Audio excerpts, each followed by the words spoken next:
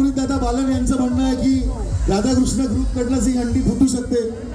बघूया आता. आपल्या सगळ्यांच्या नजरा तिकडे लागलेल्या आहेत.